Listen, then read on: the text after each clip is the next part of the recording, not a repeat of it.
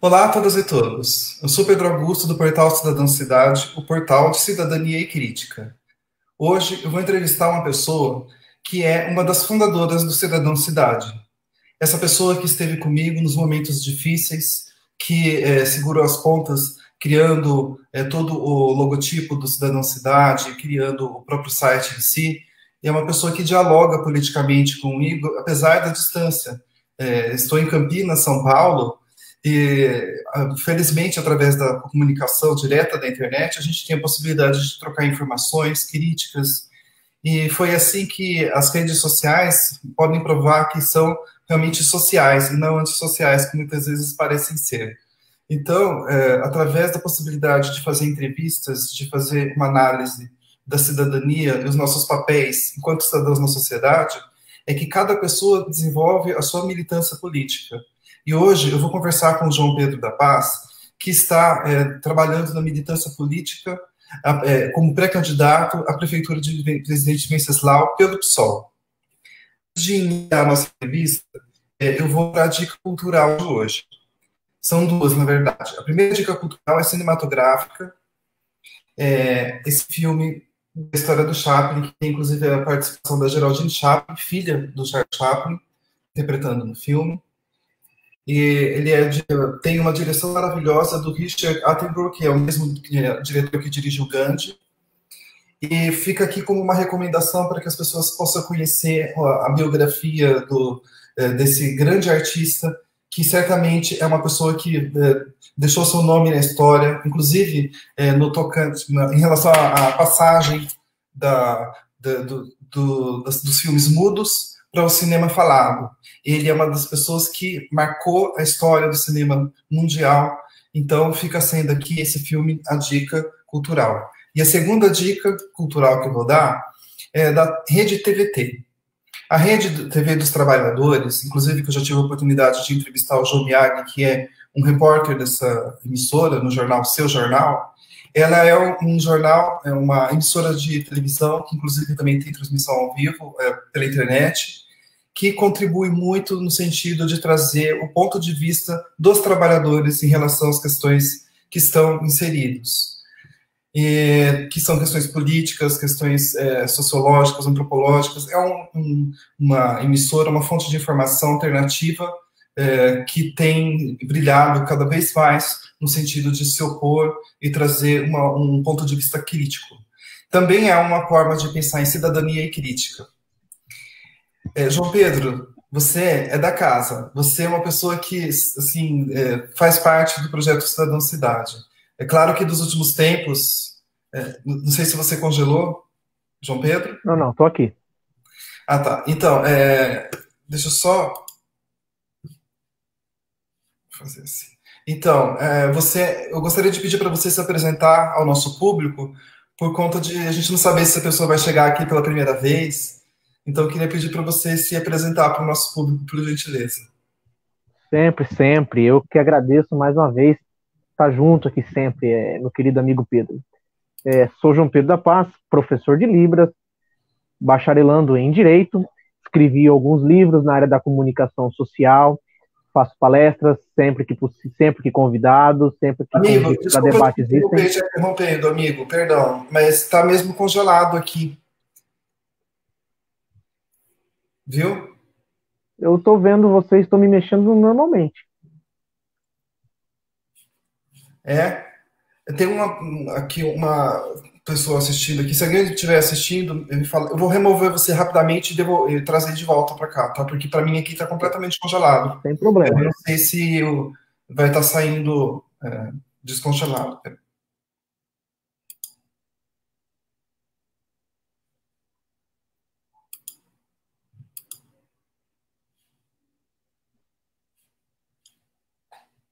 Voltou? Tá com a tela toda escura. Eu Queria estou vendo perguntar para quem está normalmente. assistindo se por acaso vocês estão conseguindo ver a imagem do João Pedro da Paz, por gentileza.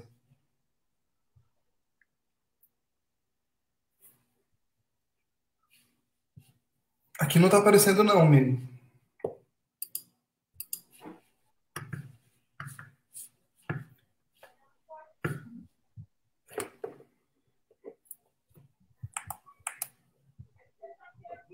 João? Continuo na linha. Então, não está aparecendo você aqui. Eu vou tentar entrar novamente na plataforma. Tá bom. Estamos aqui aguardando. É um problema técnico, basicamente. Fazer o quê, né? Infelizmente faz parte. Não deveria fazer, mas faz. E estamos aqui aguardando o João Pedro da Paz retornar. Isto. Acho que foi algum erro de conexão. Acho que a gente teve um ataque de inveja. Você estava pedindo para fazer uma breve apresentação. Eu acho que sempre que convidado para debates, palestras, estou indo, e esse é, por fim, o meu mistério. Escrevo artigos semanais, sejam políticos, jurídicos. O meu ofício é esse, né, como professor de Libras, como sendo operador do direito, e sempre que possível, e agora também enfrentando mais um desafio, que é a carreira política no voto, que muitos têm a militância, mas no bastidor, que eu também admiro e prestigio, mas dessa vez eu vou para a vitrine para tomar pedrada. Sim, porque afinal de contas a gente está vivendo numa época tão polarizada politicamente que o fato de você se colocar, se posicionar do campo da política já é visto com maus olhos, né, por uma parcela da população. E isso é uma cultura de não vamos deixar de nos envolver politicamente, que interessa para uma determinada parcela de pessoas que domina a política Sim, e sim. cria esse ambiente de antipatia ao próprio movimento político para continuarem no poder, não é mesmo? Exato. É como o professor Mário Sérgio Cortella sempre comenta, os ausentes nunca têm razão. E quando existe essa ausência, alguém vai lá e ocupa esse vácuo. Tá aí um presidente da República para mostrar.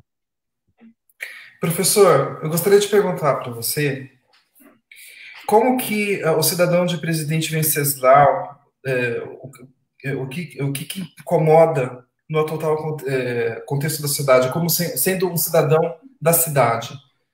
O que te incomoda, assim, quando você olha em volta e fala, isso não está certo, não deveria estar assim?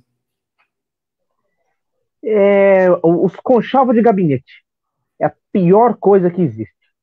Nós temos hoje, não apenas em Venceslau, eu imagino que aqui na região também, e eu não quero generalizar tudo, como eu fiz numa fala infeliz outro dia, numa entrevista também, e aliás eu peço desculpas na entrevista que eu fui junto com a professora Daniela Yuri, porque eu faço a nota pública, né, uma fala infeliz ali, mas o contexto era aquele mesmo, então, em se tratando do contexto, não retiro. Mas quando eu olho a política, ela foi começar a se travada em conchavos de gabinete, os políticos esqueceram o que é pezinho na rua, o que é gente, o que é povo. É a pior coisa que eu vejo aqui em Venceslau. Eu imagino que seja o problema das outras prefeituras também. O prefeito achar que tem procuração de Deus e não precisar ver mais ninguém. E aqueles que ele vem são aqueles que bajulam ele, que têm alguma ligação, no mínimo, estranha. Sim. Aqui em Campinas já foi capa da Folha de São Paulo, depois de uma tentativa de reabertura do comércio. Se você visse a quantidade de pessoas numa avenida aqui importante do centro, é fato que, infelizmente, isso não é um problema que também atinge outras cidades. Sim. Entrando também no mérito da pandemia, eu sei que nós vamos discorrer nisso ao longo, quando começou a pandemia, e muita gente me procurou e falou que se você fosse o prefeito, o que você faria? Eu falei, olha, a ideia que eu tenho é tranca tudo e testa todo mundo. Essa é a melhor eficácia nesse tranca tudo. Falaram, mas não é um tranca tudo e sai eventual. Não, a gente dá um lockdown aqui por um mês, mandar uma cesta básica para as casas, não permite cortar água, luz, nem os outros serviços, internet que as pessoas precisam, para se dar proteção e manutenção, e testa toda a população. Assim evita proliferação. Porque esse vírus, nós já vimos que ele vai pelo ar. Ou seja, desculpa, como você contém um vírus que tem efeito aerosol? Como você contém isso? A não ser mantendo distanciamento social, e eu queria usar uma fala que já foi usada, que distanciamento social existe desde 1500, com Pedro Álvares Cabral, né? O que nós temos agora é distanciamento de um vírus. E nós estamos vendo que é onde mais é afetada nas regiões mais pobres, especialmente na capital. Na zona leste é onde mais está afetando o vírus. E é impressionante porque também a possibilidade de rever a possibilidade, o jeito de pensar no coletivo, né, que as pessoas tinham, né, e que tiveram que passar meio que ter, né, o uso de máscaras não é somente para não se contaminar, mas também para não ser um foco de contaminação. Exato. Então, existe uma das lições que a pandemia atualmente impôs, é que independente de quem for, ou de você saber com quem você está falando ou não, né? As pessoas, elas todas têm que seguir algumas regras de civilidade, de respeito mútuo à vida, né? Não adianta liberar o mercado se não vai ter, inclusive, pessoas vivas para fazer esse É, Deus mercado girar. é curioso que quando a gente vai analisar de um contexto geral, e eu fico muito triste em ver isso em certas pessoas, é que eles não têm ainda diante do foco da iminência do colapso. E quando eu estou dizendo colapso, eu não estou falando números, estou falando hospital que não vai aguentar, família que vai morrer. Quando a gente olha as pessoas que morreram, eram, pro Deus mercado, vamos olhar na perspectiva dele, eram arrimos de família que morreram. Ou seja, um CPF morto que vale a 5. Porque aquela casa vai deixar de comprar, vai deixar de produzir, vai passar, vai voltar. Olha que ponto nós estamos chegando. Vai voltar para a extrema pobreza. E é algo, são algumas pessoas sem humanidade. Já falar, vamos ter que reabrir tudo, que se dane os outros, vamos abrir. O problema não é nem reabrir o comércio, isso não é o ponto. Porque o comércio, pelo menos em Venceslau, não fechou um único dia desde quando a pandemia começou. Funcionário que era legal, o prefeito deu um jeitinho de transformar o que não era em serviço essencial, foi um contorcionismo jurídico, vamos lá dizer, um malabarismo, aquele que o pessoal vai no semáforo jogar, foi um malabarismo jurídico, transformar salão de cabeleireiro em serviço essencial. É surreal. Nunca vi isso em 5 anos que eu estou na área do direito. Acontece. De tudo e mais um pouco. E quando você olha, pessoas, eu moro aqui, onde eu moro aqui, mas eu moro no centro. E a cada minuto que passa, eu vejo pessoas descendo sem máscara, subindo sem máscara. Ou seja, vai me dizer que um povo desse ainda tem a mínima empatia por alguém? É uma situação que nos leva à reflexão, tanto a interna quanto eu levo os outros também à reflexão. Antes de continuar, gostaria de trazer aqui a Mari Mari, nossa fiel seguidora da Cidadão Cidade, que está mandando uma boa noite para a gente. Boa noite, Mari Mari. A Mari Mari, ela tem um canal no Instagram que ela produz a arte do lettering e ela fez um trabalho baseado na entrevista de ontem sobre o trabalho da SOS da Floresta do Camboatá. Gostaria de destacar aqui esse feito, que é um trabalho maravilhoso, um trabalho lindo, que nos inspira a perceber como a arte, a informação, a crítica andam de mãos dadas. O que te inspira a ser pré-candidato à prefeitura nesse atual contexto que a gente está vivendo, que certamente afeta, inclusive, a nossa sensibilidade enquanto seres humanos, afinal de contas, estamos num luto coletivo, no momento de pandemia, no momento de isolamento social, para quem está realmente seguindo a regra da forma correta. Como que você está se inspirando a atuar e militar politicamente, levando em consideração todo esse contexto, inclusive de um neofascismo que se instaura no país? Boa pergunta. Antes de eu entrar no mérito dela, eu gostaria de deixar um recado importante, porque a partir do momento, e este recado que eu vou deixar não é uma crítica aos que fazem a opção por outro tipo de militância, mas sim aqueles que não querem militar politicamente e não querem deixar aqueles que estão militando trabalhar. Essa crítica eu até brinquei outro dia. Eu falei, olha, eu estou filiado ao Partido Socialismo e Liberdade. Se é um partido, pressupõe ter votos. Para ter voto, tem que ter candidato. É evidente. Se a pessoa não quer ter voto, ela diz, eu não sou candidato, mas o meu partido também não pode ter candidato. Então eu convido essa turma a saírem dos partidos que estão e ir para um movimento. Vamos para o MBL, por exemplo. Lá não tem partido, embora o MBL quer virar um partido agora. Mas, pois bem, vamos agora ao mérito da pergunta. Nós vivemos num cenário caótico, e pelo menos aqui no meu município, eu notei que todos os pré-candidatos ou tinham mais de 51 ou não tinham a mínima experiência política. Ou seja, de todo modo, a juventude que vem crescendo é uma grande população, assim como os idosos, são esquecidos. E eu notei que nesse vácuo político falta instrumento para defender quem mais precisa, que são os mais pobres. Não tem nenhum desses pré-candidatos falando a palavra povo, gente, renda, emprego, vida. Falta essas palavras na boca desse povo. Então, analisando esse contexto, eu imaginei que o partido teria um outro candidato natural e ele declinou do convite inicial. Falei, bom, nós não podemos ficar... A história e a vida inteira vai nos culpar por essa omissão, por essa ausência de falar. Eu não posso me omitir nesse momento grave em que a população precisa da gente. Então, somos pré-candidato e é um movimento... Por que eu uso no plural somos? Porque nós somos coletivo. Nós somos um coletivo. A nossa pré-candidatura nasce de um coletivo. Ela não nasce de uma ideia de um gabinete, como tem acontecido aqui. Só o próprio prefeito da base dele saiu 4, 5 pré-candidatos, ele não tem controle. É surreal. Então, na nossa pré-candidatura, que é coletiva, nós começamos a elaborar o nosso plano de governo, começamos a discutir alianças com partidos pragmáticos, ou seja, nós queremos aliança com partidos progressistas que venham a somar, como, por exemplo, o PDT, o PCdoB, que hoje o PCdoB não existe mais nessas lá, estão as lideranças no PDT. Nós não estamos fazendo uma barganha de troca de tempo, de rádio, de televisão, ou como um pré-candidato disse, que o PSOL estava lançando candidato para o candidato sair no final do ano com um carro novo.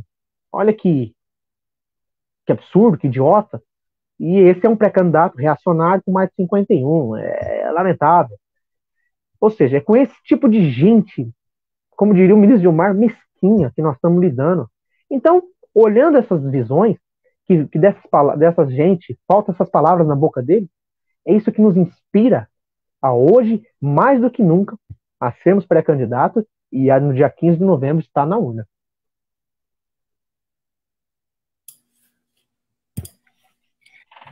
Eu gostaria de frisar aqui, inclusive, que a política é a possibilidade do diálogo. Se as pessoas elas começam a se colocar em verdadeiros nichos e não se propõem a dialogar, eu acho que isso não tem a ver com política, tem a ver mais com uma tentativa de reafirmação, de ideia, de posição. Então, ao invés de dialogar, de ego. Tem ocorrido muito. Ao invés de diálogo, de criar espaço para o diálogo, as pessoas ficam criando espaços para monólogos. E eu acho isso uma coisa que a gente está vivendo nesse período. As pessoas não dialogam tanto, não estou generalizando, mas o que eu vejo muitas vezes é isso. Tanto por parte da direita como por parte da esquerda, inclusive, que às vezes a necessidade de impor mais a própria razão e a necessidade de estar sempre certo ou certa e não se propor a fazer essa comparação de ideias assim, opostas para chegar a uma conclusão, né? Exato. Falta... a política, como você bem mencionou, ela é a arte de dialogar uma com a outra. Ou seja, se a pessoa, ou os grupos, e eu tenho notado isso, e eu fico absurdamente triste, pois dentro do meu próprio partido existem correntes que não são abertas ao diálogo. Elas preferem impor, que são elas que controlam, que são elas que estão mandando, a ouvir a base dos filiados. E como que é um partido político que não ouve a base? Ou senão nós olhamos para... Eu queria aqui fazer uma crítica, especialmente ao PT. Essa crítica vai especialmente ao PT. Por quê? Quando falam hoje que existe um gabinete do ódio no Palácio do Planalto, o gabinete do ódio, vamos ser claros, é que esse é o pior da história. Ele sempre houve. Quem estava com a máquina sempre teve um gabinete do ódio. E quem começou com isso, não vamos ser frívolos, na eleição que teve em 2010, antes do Eduardo Campos morrer, e o Eduardo Campos soltou o primeiro... Eu lembro do primeiro programa presidencial que ele soltou, eu era um guri. Ele falou, Sarney vai ser oposição pela primeira vez a um governo. 2 dias depois, a máquina petista. Não foi o Sarney, não. Soltou várias e várias inverdades contra o Eduardo Campos. Tinha veracidade? Não sei. O tempo mostrou depois em algumas investigações que uma ou outra tinha, não tudo. Ou contra a Marina. A Marina foi bombardeada. Eu não estou dizendo que compactuo com as ideias da Marina. Pelo amor, não é isso. Não concordo. Porque a Marina, ela fica no muro, não sobe nem desce. Ela fica na escada. E ela foi bombardeada por certos segmentos do PT. Na eleição de 18. Para quem que o PT olhou e desceu fogo, não foi no Bolsonaro no primeiro momento. Foi no Ciro Gomes. Desceram fogo no cara de Sobral. Aí depois eles falaram, tem um gabinete do ódio. Poxa, quem será que começou com isso? É que o bolsonarismo aprendeu, eles têm uma ideia militar que eles olham, eles aprendem as coisas muito bem e fazem pior. Essa é uma arte bolsonarista. Antes de continuar, o Jefferson Ave está mandando aqui um salve para a gente. Muito obrigado por acompanhar aqui o canal. Um salve, Jefferson. Ele é uma daquelas pessoas que também acompanham aqui, já me sinto aqui íntimo dele aqui, pelo Cidadão Cidade. Você falou sobre a arte do diálogo, e eu gostaria de perguntar para você o que é a arte da política. A arte da política é você entender que o outro não é seu inimigo. Ele apenas discorda de você. E a arte da política é você convencer aquele que não é seu inimigo a concordar com você e aprovar o que você precisa. E quando eu digo aprovar, a gente tem que lembrar que a política é conversa. O que nós estamos fazendo nesse momento. Isso é política. Lembrando que a palavra política vem de polis, que era discussão, quando a gente vê Sócrates, Aristóteles, e as pessoas esquecem isso e passam a olhar. Claro, eu não tiro a razão daqueles que estão desacreditados da política. E na última entrevista que eu concedi ao jornal Integração, eu disse, não desistam da política. Pois se vocês desistirem, alguém vai achar um vácuo e vai lá pegar. Vamos lá fazer um pequeno revive da história curto. 1914, Primeira Guerra Mundial terminou.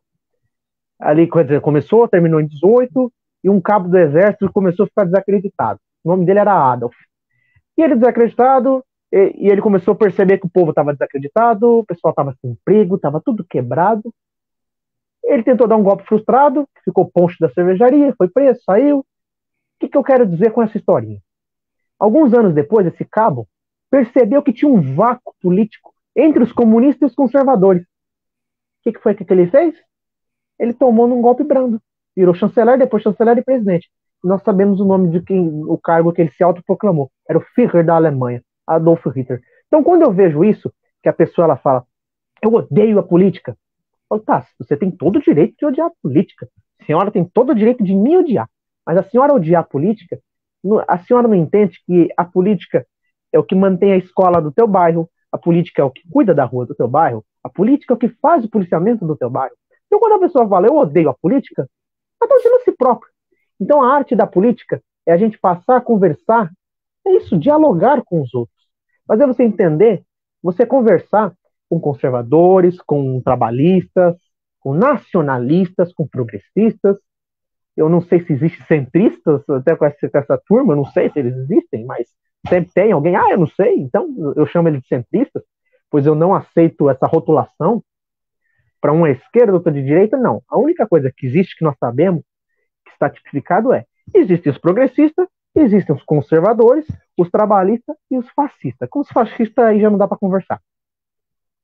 Que você pode argumentar, que eles nunca vão entender. Eles preferem queimar livros e falam isso abertamente com amor, que preferem queimar livros a lê-los. Então, não dá para você dialogar com essa turma mesmo.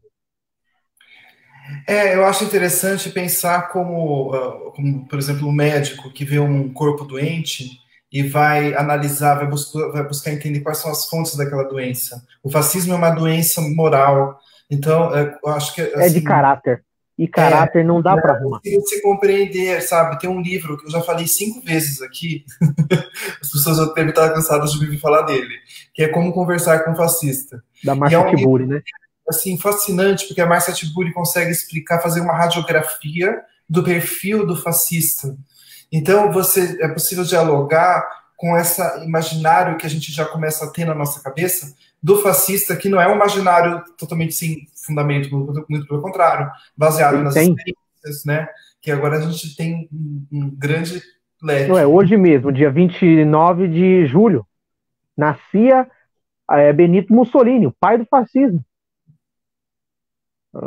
E eu lembro quando a Márcia lançou esse livro, e eu até ironizei, mas não fiz piadinha de mau gosto. Ela teve que fugir do Brasil, ela é praticamente uma exilada, assim como o Jean Willis. Eles tiveram que ir embora do Brasil por ameaças políticas. E aí ainda eu falei, bom, e tem um vídeo que eu compartilhei quando eu era mais garoto, o único vídeo que eu compartilhei do PCO na minha vida, o único vídeo, era um vídeo do Rui Costa Pimenta falando como que você dialoga com o fascista. Que o fascista vai lá, ele intimida os outros, e quando começou a ter aquele, na época, que tinha uns grupinhos do MBL querendo invadir escola para assistir a aula de professor. E ele deu uma dica, pega lá 10, 15 professor e bota ele para fora, vamos ver se ele vai voltar. Pronto, tá resolvido o problema. Porque o fascismo brasileiro, é preciso entender, antigamente ele votava lá no PSDB, PSDB, PSDB, PSDB. Quando veio o mito, ele se descobriu. Ele falou, puxa, tem um cara que pensa e fala igual eu não preciso mais mascarar o que eu penso.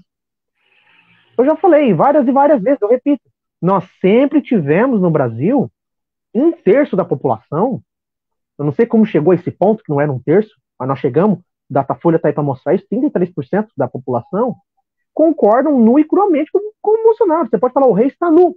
Ele fala, não, você que não está vendo a roupa do rei.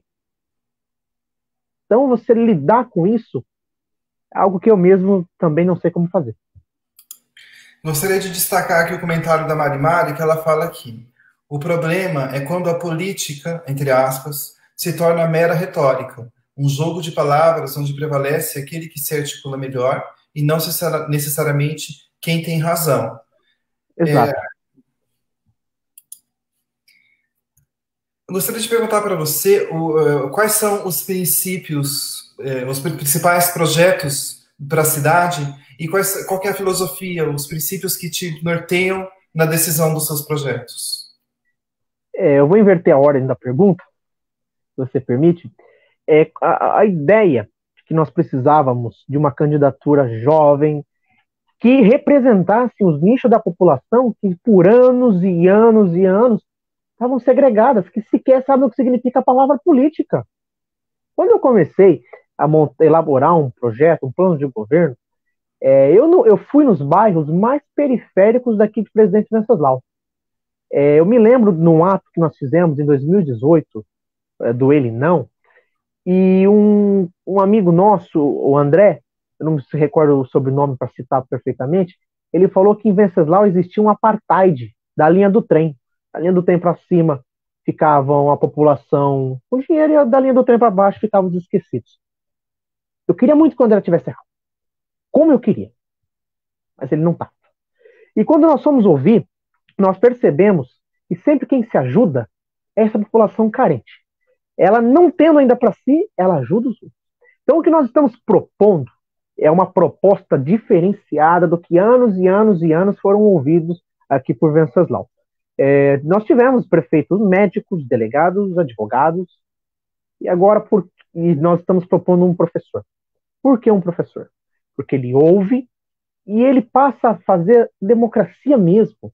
Nós colocamos um projeto no plano de governo que quando eu citei para um outro pré-candidato, ele falou, você é um idiota, que é a democracia direta e participativa. A cada 15 dias levar o secretário de finanças, o chefe de gabinete, para uma praça, não a praça central, não, que é onde está aglomerado, onde está as riquezas do município, levar lá para a pracinha esquecida, colocar num telão e falar, negada, o orçamento é esse.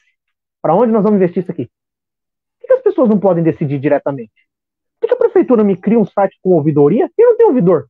Não tem um funcionário designado para ouvidoria. Então, para que ouvidoria? Vai aclamar quem? E quando nós propomos isso, teve ainda um colega, amigo não, que é ligado a essa administração, ele falou, cara, se você continuar falando essas coisas, você vai perder voto. Eu falei, lamento, amigo, eu perco voto, mas não perco o sentido da minha vida. Porque muita gente fala aquilo que não acredita para ganhar voto. Eu falo aquilo que acreditamos. Nós precisamos, assim como São Paulo está propondo agora, de uma revolução solidária. É o momento de entendermos que cada pessoa precisa uma da outra. Que isso é sociedade. Que isso é política. Que isso é necessário para nós termos. Só existe uma única razão de existir sobrevivência.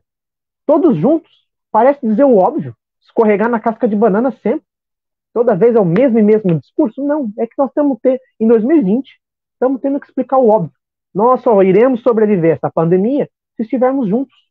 Cessar o fogo cruzado, e a própria população, e eu critico agora os governos, eles têm um interesse pessoal em que a população não seja instruída, em que a população viva de migalha. Por quê?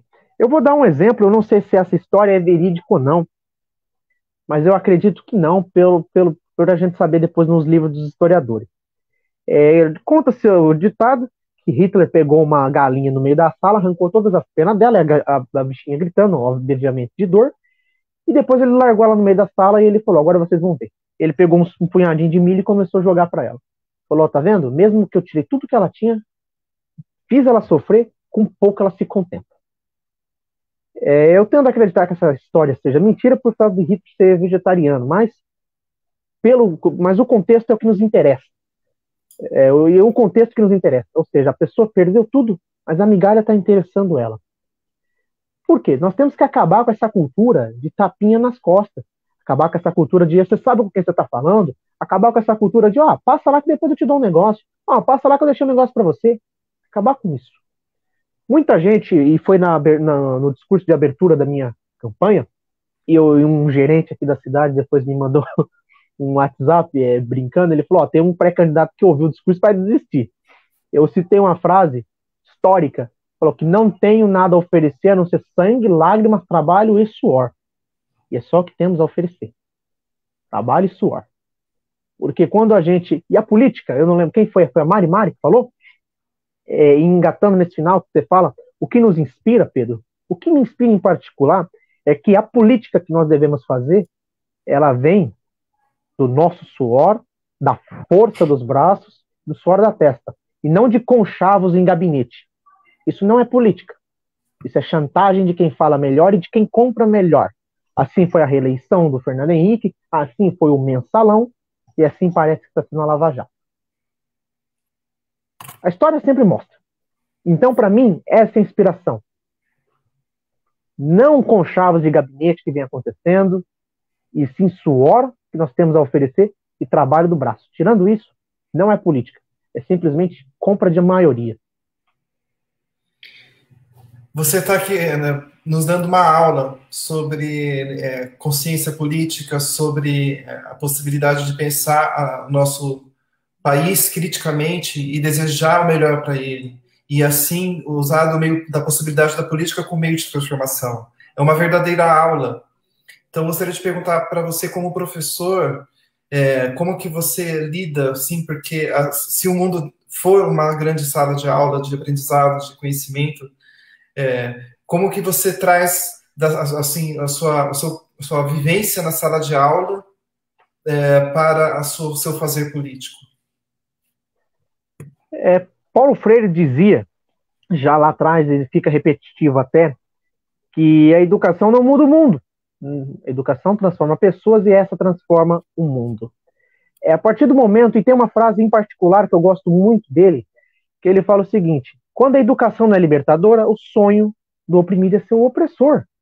É por isso que nós tivemos, na época da escravidão, capitães do mato.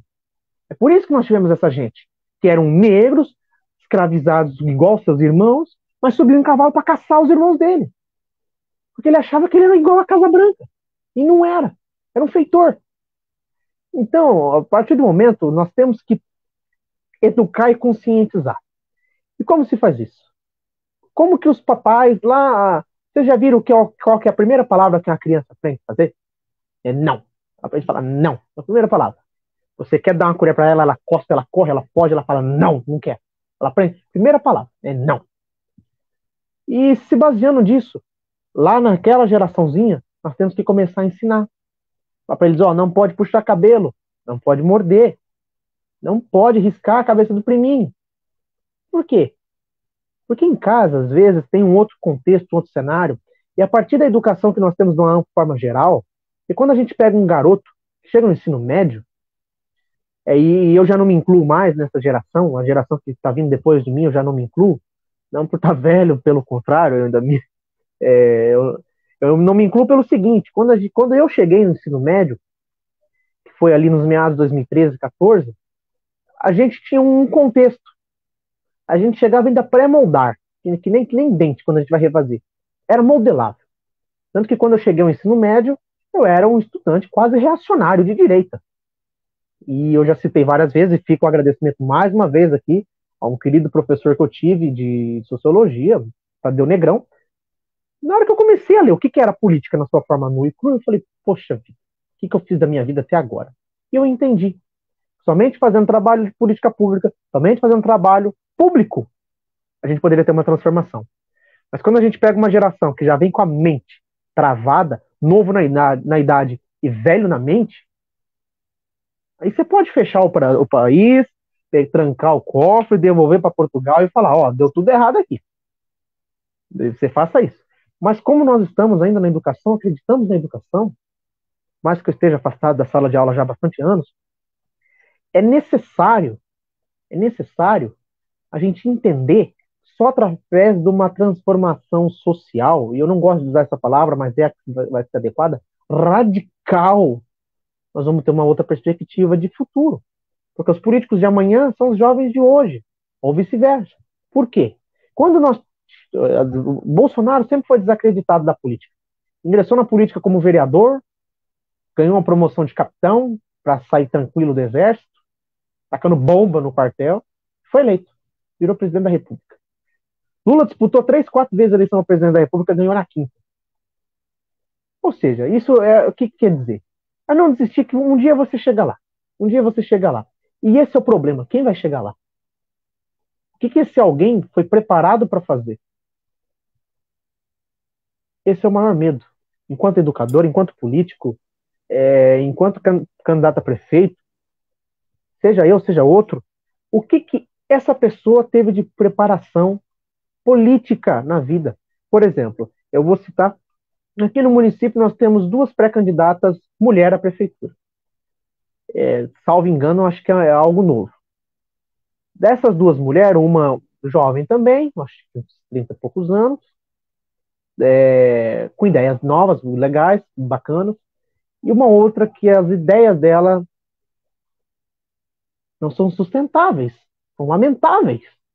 E aí, o que adianta a juventude, você ter todo esse vigor, esses tendões fortes, se a cabeça tá velha?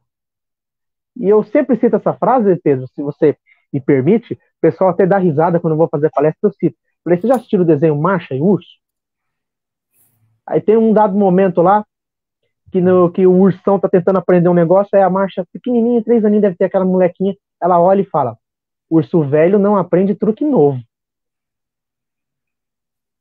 E eu fiquei impactado com essa frase o resto da vida. Urso velho não aprende truque novo. Então, como que você vai pegar alguém que já tem uma formação toda reacionária, vai tentar plantar uma semente ali? A mesma coisa que você tentar plantar algodão no semiárido do Nordeste. É uma ideia de jirico. Vai ficar semente lá, a semente vai ficar, isso é óbvio. Mas ela não vai brotar, não vai dar o algodão. Não vai servir. Então, aonde que a gente tem que plantar essa sementinha? As crianças. Elas estão vindo, elas podem aprender diferente. Por exemplo, eu vou citar agora o último exemplo e já passo para você de novo. Velhos hábitos. A Alemanha, de novo. Depois que acabou o nazismo, e teve um julgamento de Nuremberg, condenou o pessoal em 46, o que teve no julgamento especial? Queriam condenar o caráter do nazismo. E conseguiram. A Alemanha, você fazer uma saudação nazista é crime grave. No Brasil, você fazer uma saudação nazista, o pessoal ainda te leva para tomar chopp. Aqui nós temos crime tipificado na Constituição, traidor da pátria, traidor da Constituição, a pessoa fazer apologia a golpe militar. Isso é crime. Crime grave. Que dá nada, dá um termo circunstanciado. Então, esse é o conselho da grande sala de aula. A geração fracassou. A geração fracassou. Só a gente olhar, saiu essa semana, a Datafolha, Bolsonaro ainda lidera a pesquisa de intenção de voto para presidente da República. A geração que veio volta para Portugal, porque não deu. Tudo aquilo que lutaram contra a ditadura, a gente tem um milico na presidência que defende a ditadura abertamente, e eu não sei onde o nosso país terminou. É triste, é lamentável, do ponto de vista político, socioeconômico, jurídico, eu fazendo esse panorama como cientista político também, é lamentável. Mas esse é o conselho que eu dou. Paulo Freire falava e nós não entendemos. Quando a educação não é libertadora, o sonho do oprimido é ser o opressor. E nós não podemos deixar o oprimido virar o opressor. Ele tem que entender, se juntar àqueles que entenderam. O último que eu deixo aqui para vocês, do Pedro citou duas referências cultural, e eu acompanho todas, eu vou deixar uma de bônus para vocês. Leiam um texto que chama O Mito da Caverna. Leiam o Mito da Caverna. Vocês vão entender perfeitamente aquilo que eu estou dizendo. É mais fácil ali desenhadinho, bonitinho do que tá, do que eu tentando explicar. Sim, tem muito a ver mesmo, porque afinal de contas, assim, o mito da caverna, ele é baseado na ideia de que as pessoas de dentro veem apenas um reflexo do mundo externo.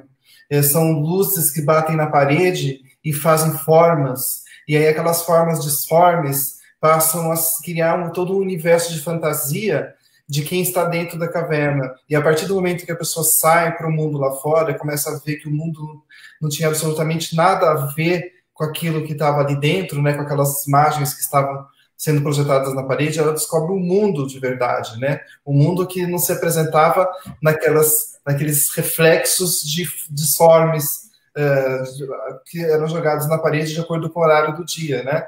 Eu acho bem interessante a lembrança, inclusive porque eu gostaria de perguntar para você sobre a política, fazer política. Quando foi que assim você assim, sentiu, nos vislumbrou que teria a ver com você? Assim, como foi essa experiência? Você estava vendo algum discurso? Você viu algum político? Não necessariamente. Como que foi que surgiu para você essa experiência? Essa vontade? É uma boa pergunta. Eu acho que uma vocação me foi dada essa missão. E aqui eu já relembro, eu comecei a de fato fazer política, salvo engano, aos 7 ou 8 anos de idade.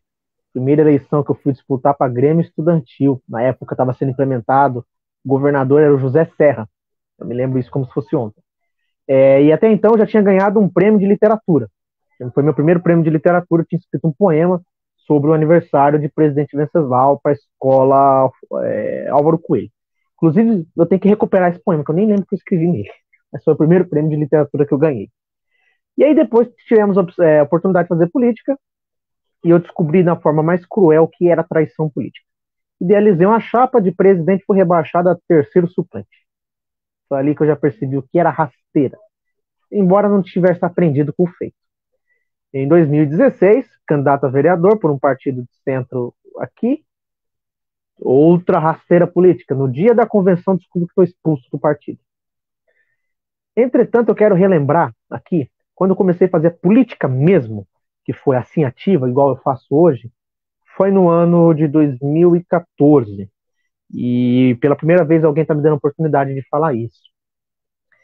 Eu comecei a minha vida acadêmica na Escola Alfredo Marcondes Cabral, e ali eu fui sempre representante de classe, até que na oitava série fizemos um projeto para fazer uma rádio escolar. Isso era 2013. E eu montei uma rádio escolar. Já estava lá, tudo sucateado, tudo lascado. Eu falei, não, eu vou assumir isso aqui e vou fazer.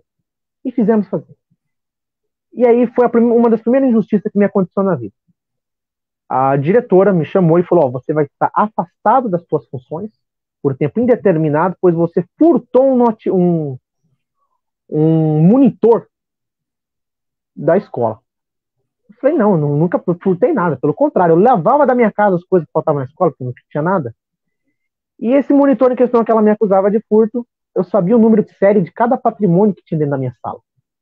Então eu falei, não. Esse monitor que a senhora está falando, ele está lá na sala do acesso à escola. Inclusive eu sei aonde. Porque nós que guardamos lá, porque ele está queimado. Então eu sei onde ele está. Ele não está na minha casa. Ele está lá, para dar baixa. E ela me acusou e me afastou. Esse foi o pretexto, porque ela me odiava. E ela conseguiu. Aí eu, furibundo da vida, comecei a perceber que na placa de entrada a escola estava fazendo uma reforma, com volumosos aportes, porque dentro, quando você olhar a reforma, não era aquilo que refletia no valor. A gente que não é bisbilhoteiro nem nada, eu falei, tem coisa errada, tem coisa errada, tem coisa errada. O faro, eu falei, tem coisa errada. fotografei um negócio e mandei para um blog repugnante aqui de Venceslau. Ele soltou em tudo que era capa. Aí eu tomei minha primeira suspensão da minha vida. 5 dias. Maior gravidade que a escola apena para alguém. 5 dias eu estava suspenso. O que acabou sendo conveniente, até porque era semana de festa aqui no município, então eu não reclamei tanto. Só que revogaram no segundo dia. Quando eu dei um chilique, eu falei, ó, ainda me deram uma carta me convidando a me retirar do colégio. Eu falei, bom, vocês estão me convidando a me retirar do colégio porque eu estou denunciando que tem coisa errada. E em vez de vocês ir apurar o que está errado, não, vocês estão transformando o acusador em réu. Tudo bem. Tudo bem, tudo bem. E aí provamos que estava errado. Levei para a supervisora, não deu nada. Levei para a dirigente, não deu nada. Eu falei, ó, eu estou ligando agora para o secretário da educação. Vocês se entendam com ele. Aí na hora que viram que a corda ia boiar, falaram, não. Abriram o procedimento, aí quando foi ver, descobriram que tinha um rombo enorme. Como se deu, eu não sei também, nunca me disseram, mas não devolveram as minhas funções. Então eu falei, bem, a saída agora é voto para Grêmio. Se eu encabeço uma chapa e ganho, eu tenho imunidade para falar o que eu quiser. E tentaram me escorraçar de tudo que era modo. Deram para a chapa opositora papelão, cartolina, pincel, para me xingarem e falarem mal. E na escola inteira tinha cartaz escola. Resultado, saí vitorioso com 70% dos votos. E agora vocês vão ter que me engolir um ano. E engoliram com dificuldade o sapo aqui. Só que o problema depois foi, no último ano, aí, em 2016, tudo caminhava para uma reeleição, era favorito, me chega uma professora, que eu não vou citar o nome, porque ela ainda trabalha nessa escola, ela falou, você está impedido de concorrer às eleições desse ano. Eu falei, mas por quê?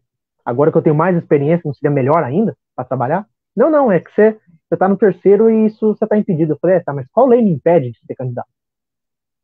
Aí eu fui ler a cartilha. Era uma recomendação para que alunos de ensino médio final não fossem candidatos para estudarem para Enem. Falei, isso aqui é uma recomendação, não uma lei. Mas me apearam da disputa. Foi uma injustiça que sofri, e ali eu comecei a perceber como funcionava quem tinha caneta na mão. A segunda já é um pouco mais recente, que inclusive virou livro. Foi quando eu falei que o meu prefeito aqui torrava dinheiro público. Eu descobri isso, inclusive, está bem documentado, todos sabem, o que aconteceu. Pela primeira vez em 20 anos, alguém foi convocado no Conselho de Ética da Câmara Municipal aqui de Presidente Venceslau para se explicar. Nem vereador eu sou. Como que um Conselho de Ética queria me convocar? Isso aqui não tem valor jurídico. O prefeito me processou. Perdeu, foi arquivado. E esse foi uma das maiores tramas, um dos piores processos da justiça. Então, quando você me faz essa pergunta emblemática, e pela primeira vez eu pude falar sobre esse tema publicamente, e nunca perguntaram, curiosamente, sempre indagam só apenas a minha idade. Falam, mas você não é muito novo para ser candidato? Eu sou novo, mas já sou calejado. Então, vocês esperavam o quê? Que eu tivesse 50 anos de vida pública para ser prefeito? A vocação, ela não espera relógio, cronômetro. Ela vem, e quando vem, agarra-se a ela e vai. Então, eu comecei a militância política lá pelos 7, 8 anos de idade. Para você ver o nível do cidadão. Eu comecei a entender que nós precisávamos de uma horta dentro da escola, porque a gente queria ter um almoço melhor. Estava muito ruim, não tinha verdura, não tinha alface, não tinha tomate. Falei, nós temos um espaço aberto muito grande, por que a gente não transforma isso aqui numa horta? Quase me mataram. Falaram, mas quem vai cuidar disso? Falei, os pais? Os alunos? Vamos ensinar para esse povo aqui um pouco de economia solidária? Inclusive, esse projeto que eu fiz lá em 2005 está no meu plano de governo hoje. Cada escola tem uma horta para fazer um movimento solidário e daquela horta se usar também dentro das escolas. Por que não? A gente ensina o não desperdício de alimento, a gente ensina as crianças de como produzir, de como ter alimentos, faz uma economia solidária, vende baratinho pelos próprios pais, incentiva o pessoal a comer coisa saudável, do que esses fast food que reduz a vida útil do cidadão, por assim dizer. Só a gente olhar o pessoal dos Estados Unidos, a vida útil deles, né? E quando eu estou falando em vida útil, eu não estou falando de vida para você contribuinte do INSS, não. Vida útil no sentido que você possa chegar idoso, com vigor, com disposição ainda, para aproveitar os dias. Eu tenho uma bisavó aqui de 87 anos, que ela anda, ela brinca, ela fala, ou seja, ela chegou bem. Eu falei, se eu chegar assim, pelo menos aos 50 já tá bom.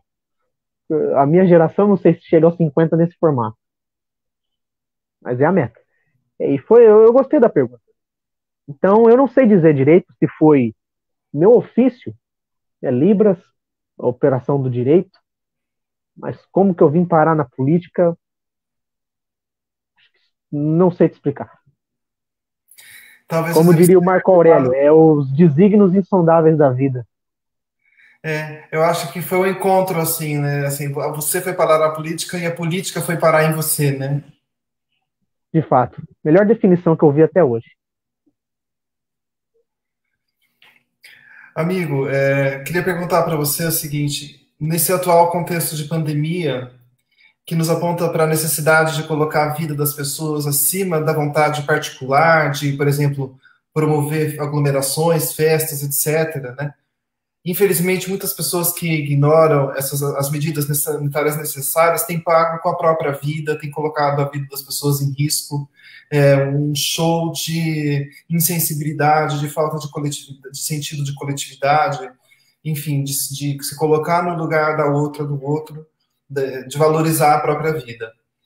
Então, em meio a esse movimento que revela o pior e o melhor do ser humano, como que é para você, nesse contexto, como que é ser político e pensar no bem-estar social coletivo dentro desse contexto?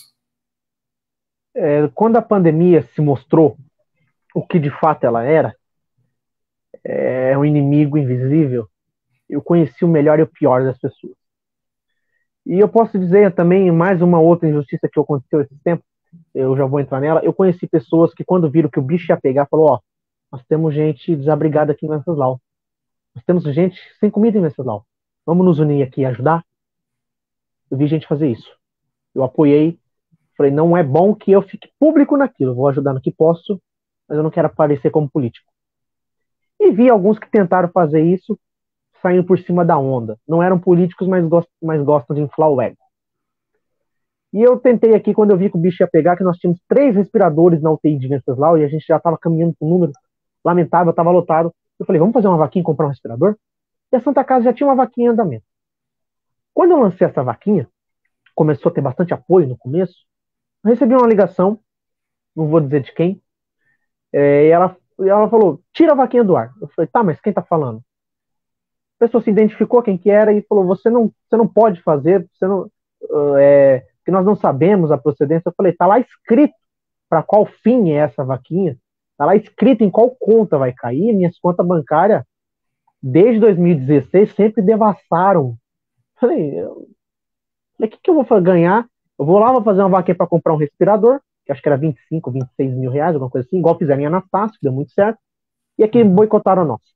Aí com o que tinha, eu travei a vaquinha, fiz a doação à Santa Casa. Eu falei: lamento que a doação era para comprar um respirador, mas o que a gente tem, acho que é 1.200, 1.100, não me lembro. Fizemos a doação, comprar o remédio. Pois bem, na suposição de que não havia credibilidade, nós batemos um contrato e nós temos a prestação de contas marcada em tabelionato. Então, eu não sei. E aí depois nós descobrimos de onde veio essas denúncias, essas acusações.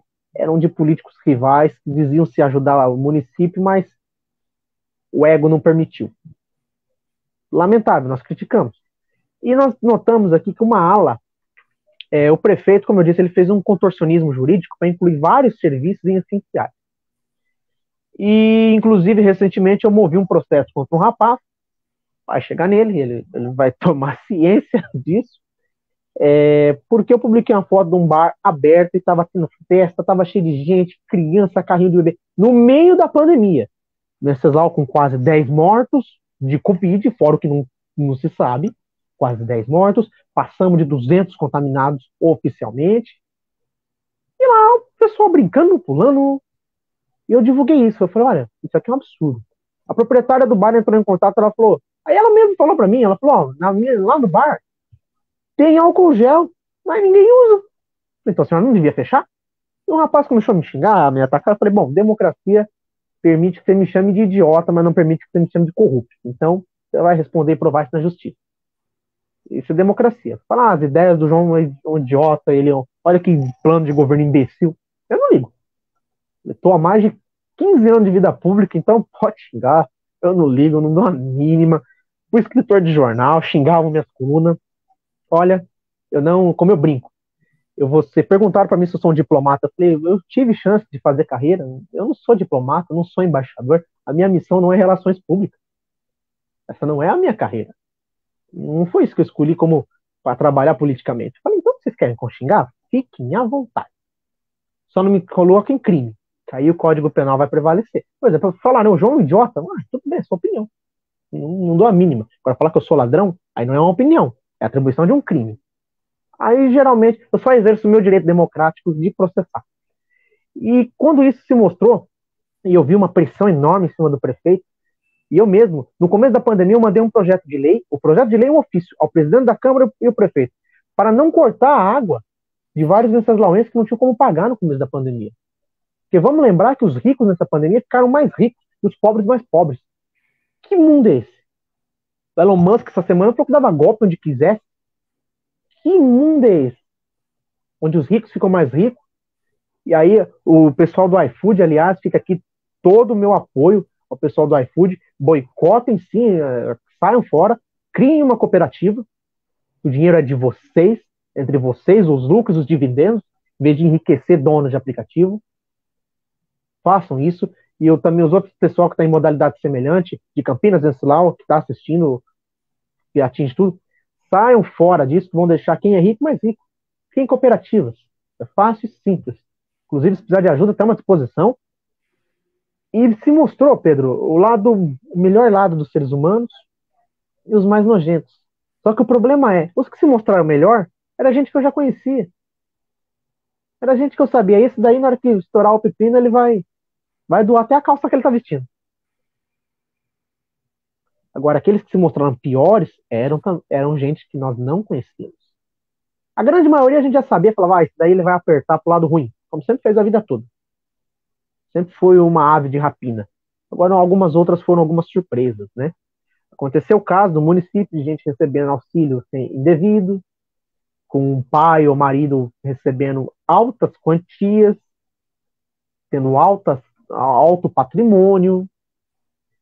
Aconteceu, né? E a gente vê isso. Gente que nunca trabalhou um dia na vida se inscrevendo, gente que tem a família em casa, tem um aporte grande mensal se inscrevendo, e o governo não olhando isso. Então, a pandemia nos mostra o melhor e o pior do ser humano. Então uma coisa eu posso dizer para quem é eleitor, para quem é ouvinte, uma coisa é, com essa gente que se mostrou pior, sejam elas até então amigas, porque não vamos ser amigos desse tipo de gente nunca mais, não tem mais o andar junto, não tem mais o tapinha, acabou.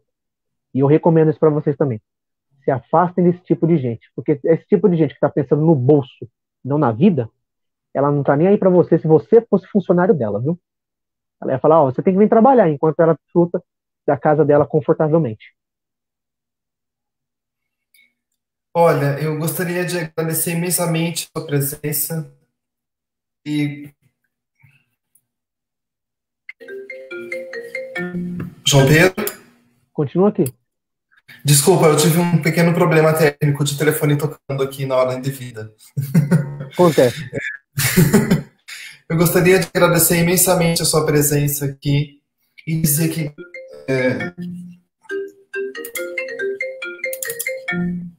desculpa, de novo, vou ter que desligar isso aqui. Deve ser a vida.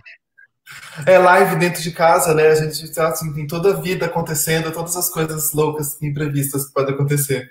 Mas assim, eu queria agradecer a sua presença aqui, dizer que já fica um pré-convite para quando for feita a convenção, a oficialização da sua candidatura, para a gente esmiuçar assim, a questão de investimentos na cultura, no lazer, na educação, e enfim, como que vai ser essa parte, porque, afinal de contas, a gente está falando de uma pós-pandemia e a gente não sabe nem a semana que vem como que vai ser, né? Então, não dá pra gente, não existe uma bola de cristal, infelizmente, que a gente possa determinar se dentro de um certo período ou não a gente já vai ter, por exemplo, uma vacina disponível, se vai chegar até nós com uma certa facilidade. enfim. Então, eu gostaria de deixar aqui um pré-convite para a gente conversar a respeito disso. Foi uma aula essa entrevista.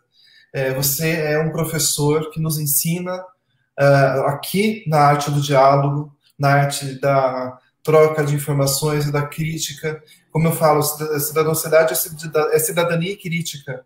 E você nos estimula, você nos ensina a seguir o caminho da cidadania e da crítica. Gostaria de agradecer imensamente. Aqui é uma militância também, e assim as militâncias vão se fortalecendo. E é com muita satisfação que eu recebo você aqui. Afinal de contas, trata-se de um exemplo de uma juventude que, engajada, pode proporcionar que isso se multiplique e que mais pessoas, assim, também da sua geração, possam pensar na sua representatividade como uma forma de contribuição e de buscar um país melhor, mais justo, mais harmônico. Eu que sempre quero agradecer o convite, Pedro. Embora a gente, no roteiro, ia discutir alguns planos, de fato, o momento nos impõe que nós debatemos sobre essa questão. E mais do que isso, eu deixo aqui uma reflexão ao pessoal que acompanha. Que mundo nós queremos nesse pós-pandemia? Seria o normal lá de trás? Porque eu não quero esse mundo. O que nós estávamos vivendo, sobrecarregados, olhando cada um para o seu nariz. Não. É necessário se rediscutir algo como humanidade. Embora a minha área de docência seja Libras, eu sempre busco aprimorar os horizontes. Mas eu agradeço imensamente o prazer de estar conversando com você, é sempre muito bom. E um conselho que eu deixo aqui para a molecada são dois. Nós precisamos de vocês. E o outro é que nós vamos lutar até o final, seja ele qual for. Olha, eu gostaria de agradecer a Mari, ao Jefferson, gostaria de agradecer a você, João Pedro, gostaria de agradecer a todas e todos que fazem o Cidadão Cidade um espaço da possibilidade, do diálogo.